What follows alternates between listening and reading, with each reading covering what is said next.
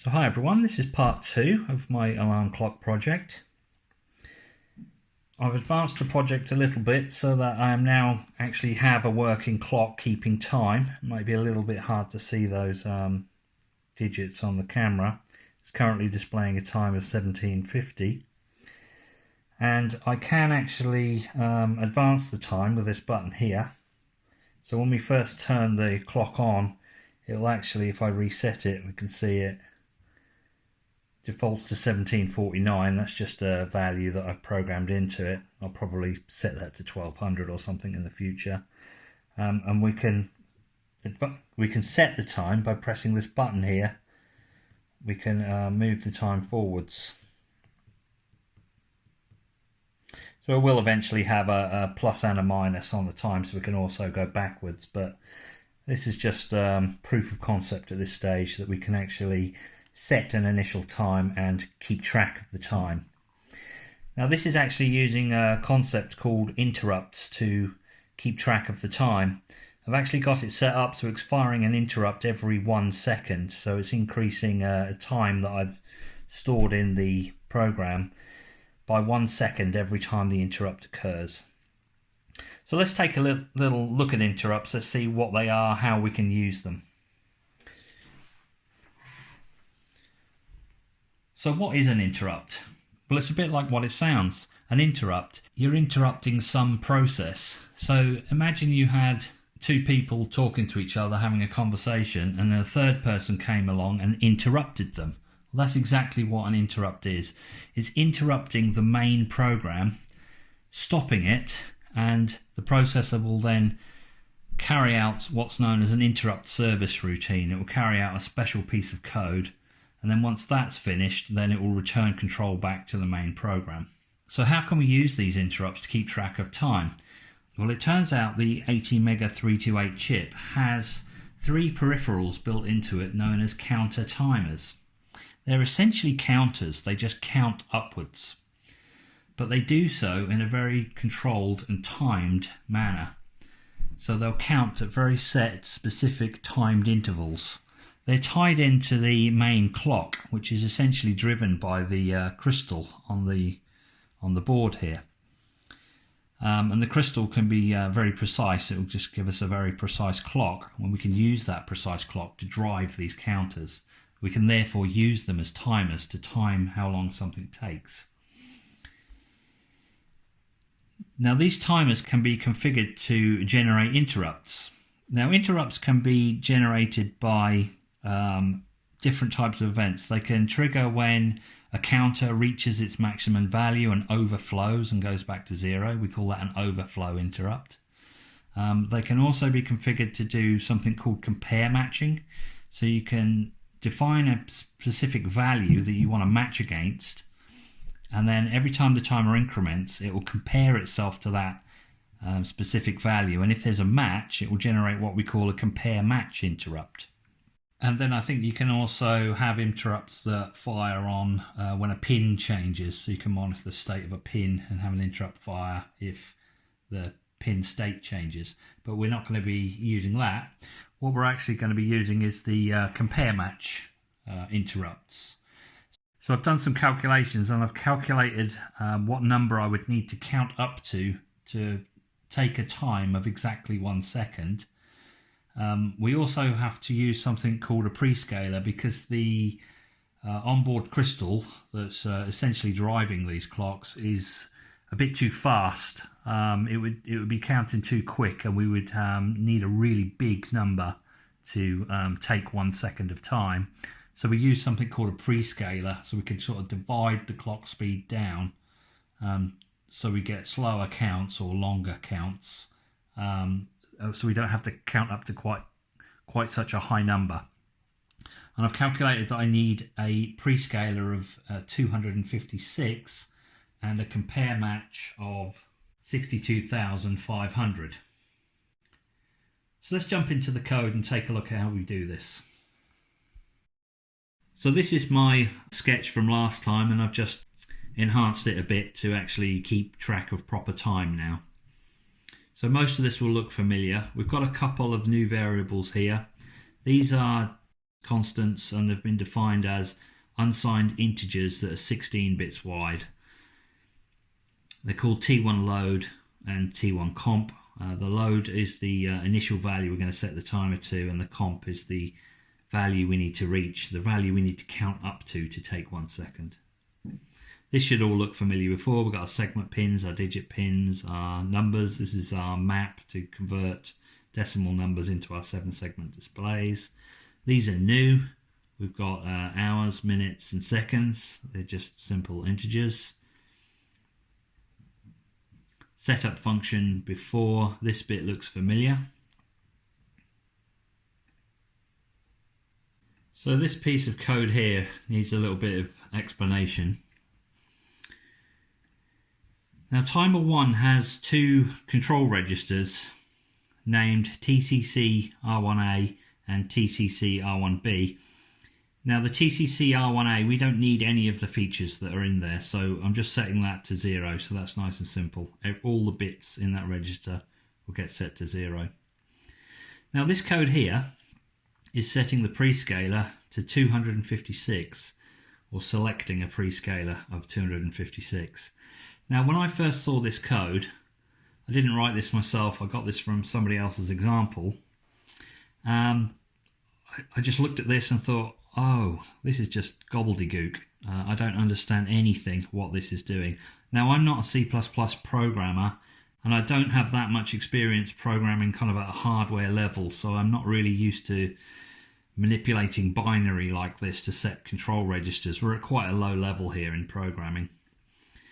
So what I wanted to understand was what exactly is all of this doing, because if I ever need to tweak some of these values, I really need to understand what's going on.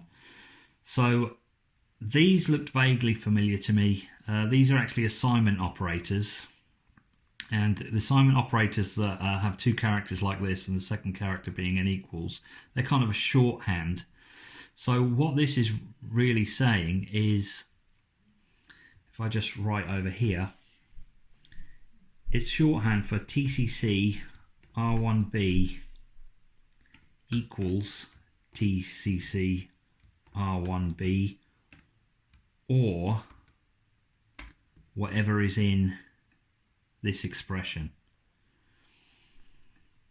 And these ands are saying TCC R1B equals TCC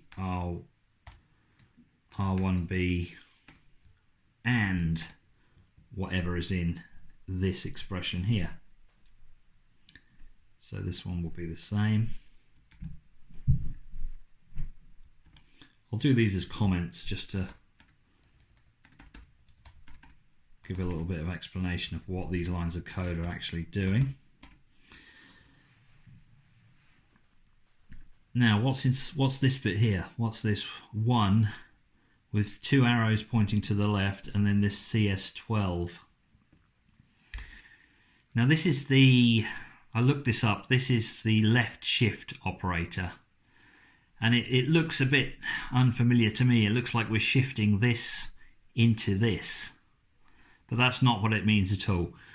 What this sort of expression means is shift this number here this number of times to the left.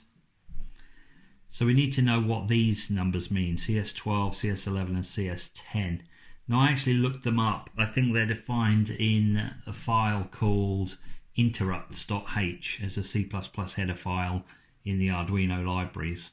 And I looked them up, and this is actually just defined as 2. This one's defined as 1, and this one's defined as 0.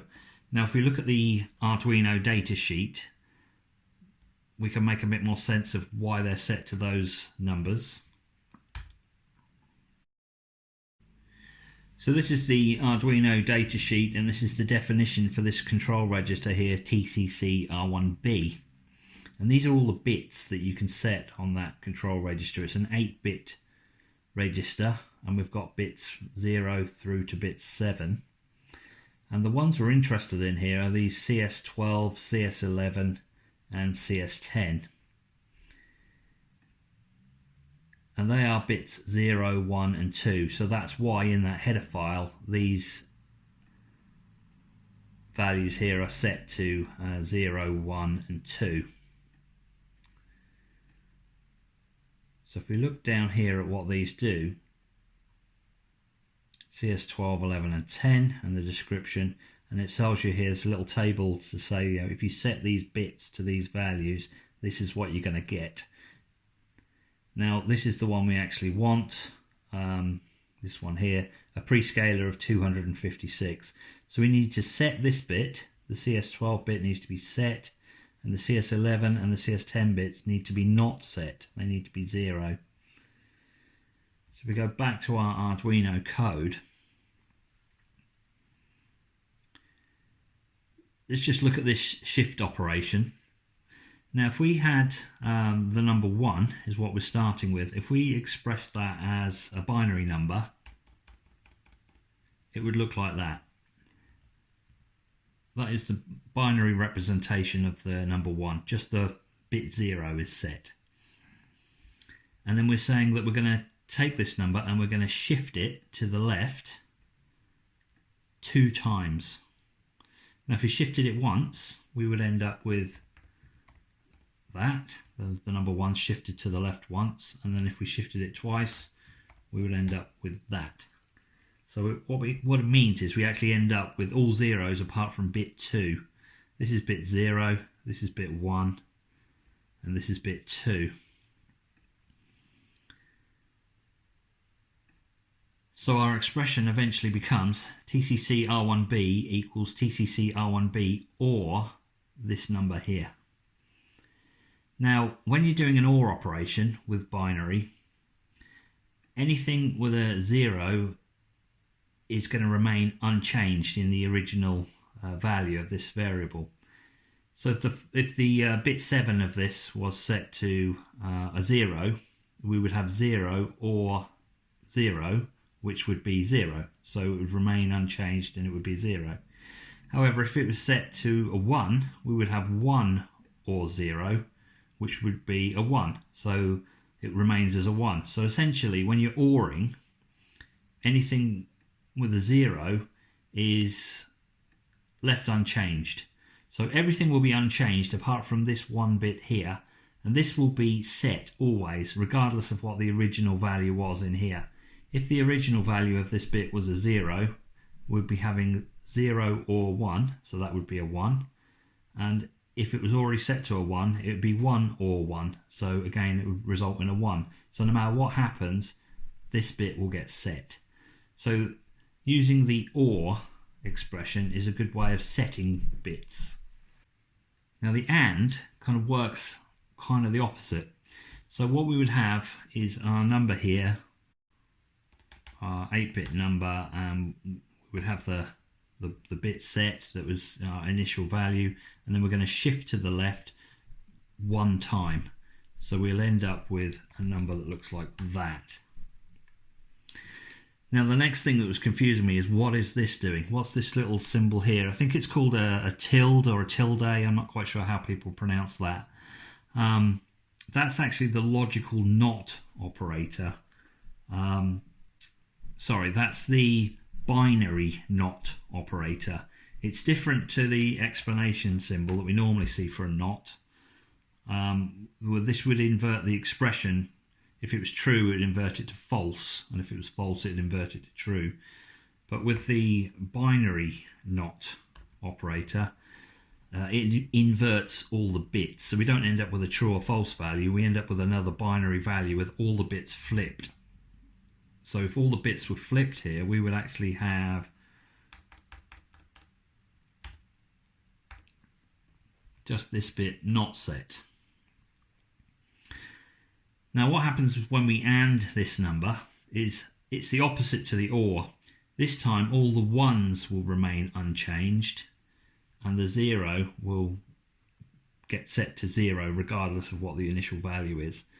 So if we start with these 1s and say if this side was a 1 and this is a 1, then 1 and 1 is going to be a 1.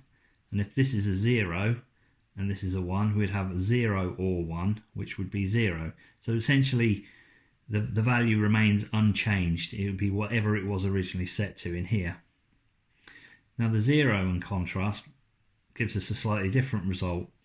This time we're always going to result with a 0. So if we started with a 0 and we AND it with a 0, we're going to get 0. And if we start with a 1 and we AND it with a 0, we're still going to end up with 0. So no matter what happens, this bit will always get set to 0. So the AND expression is a good way of unsetting the certain bits. Now we've got this last one here, which is essentially 1 shifted 0 times to the left, because this number here is a 0.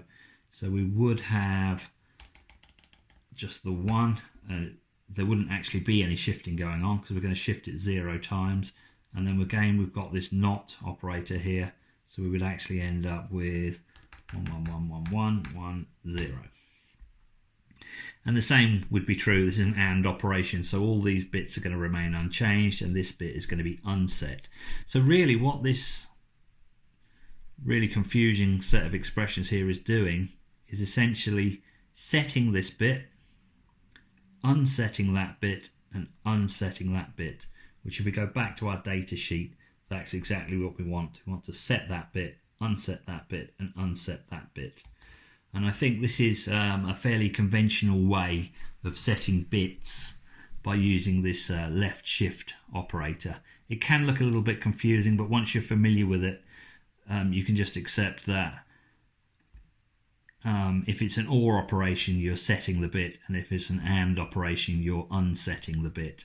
And these are just the names of the bits that are in the data sheet here. They've all been defined in the Arduino header files.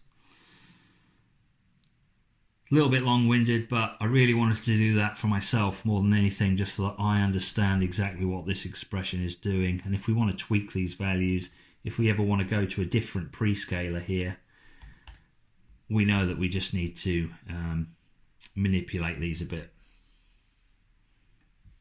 So I'll get rid of that. We don't need these.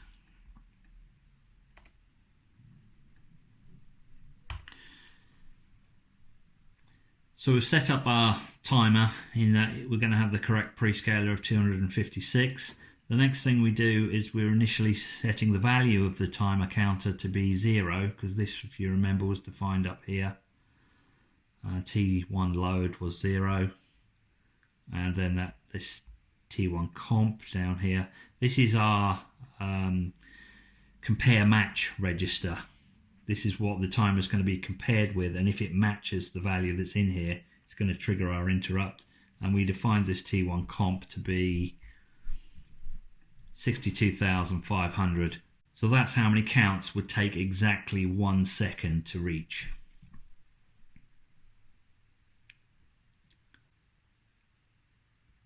So we've set our prescaler, we've set the initial value of the timer counter to be 0, we've set the compare match register to the value that we want to match on. The last thing we need to do is to configure the timer to trigger an interrupt when that compare match happens. And we've got the same kind of left shift logic here. We're just shifting the number 1 this number of times and putting the result into this register here.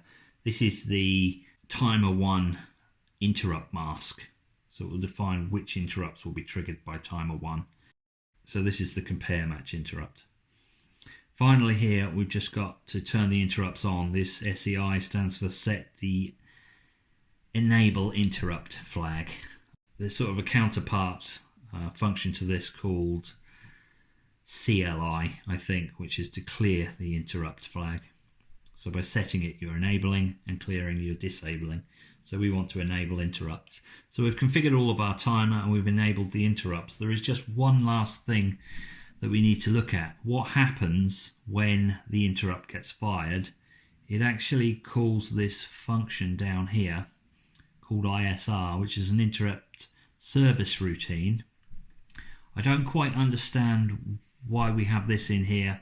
I'm just going with the flow at the moment and just accepting that with the timer configured as it is, it's going to call this function whenever that compare match matches.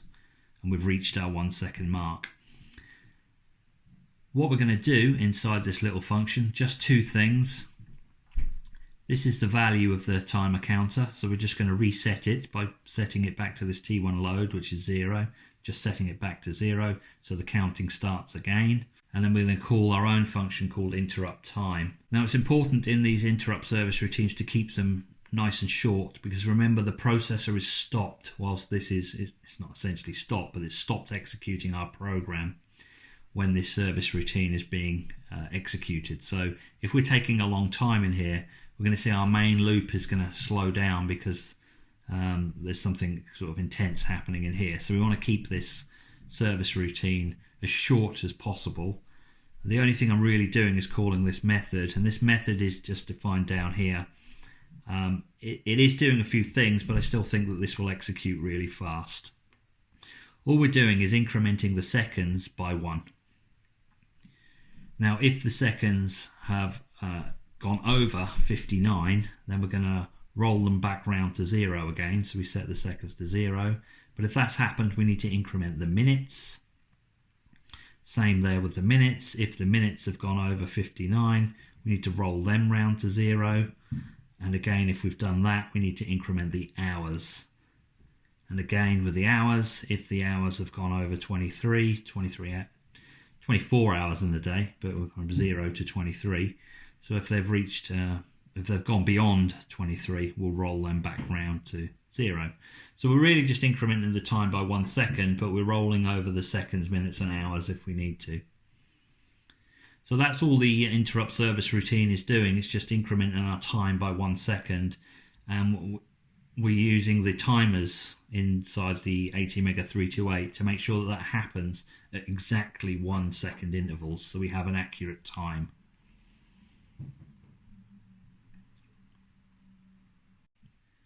So this is the main loop. Pretty simple.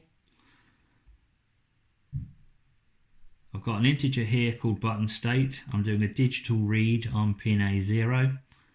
That's just to detect when I've pressed a button. If the button state is high, then we'll increment the time. So we could just use that button press to advance the time forwards.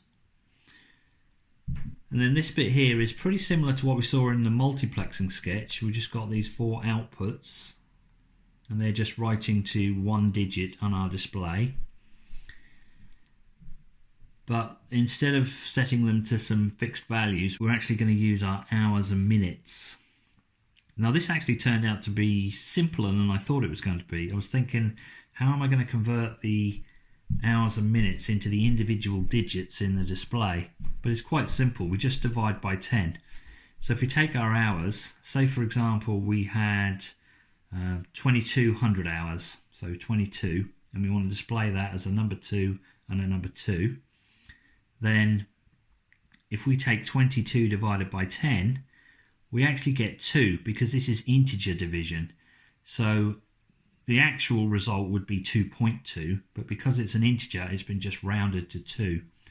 So this will result in 2, and then we'll output a 2 to this digit 0. And then we can just use this modulus operator. So it's doing the same thing again. It's doing hours divided by 10, because we've got the 10 here. But instead of giving us the integer part, it's giving us the remainder. So whereas our expression was whereas our result was 2 remainder 2, this will give us the remainder 2. So again, we just display a 2 on this digit. We just do exactly the same for the minutes. So that turned out to be a really simple way of converting the hours and minutes into individual digits. And that's pretty much it. There's nothing else in this sketch. So that's basically how we're keeping track of time using interrupts. It takes exactly 1 second for the timer to count up to our compare match value, at which point it fires the interrupt, executes the interrupt service routine, and increments our seconds by 1, rolling them over and incrementing the minutes and hours if necessary. So I think what I'll look at next time is adding an alarm feature into this. I've got some little buzzers now, so we can have a play around with some audio and add an alarm feature so that when the time counts up and reaches our alarm time, it will trigger the alarm. We'll then need an extra button to be able to cancel the alarm. So I'll see you in the next part.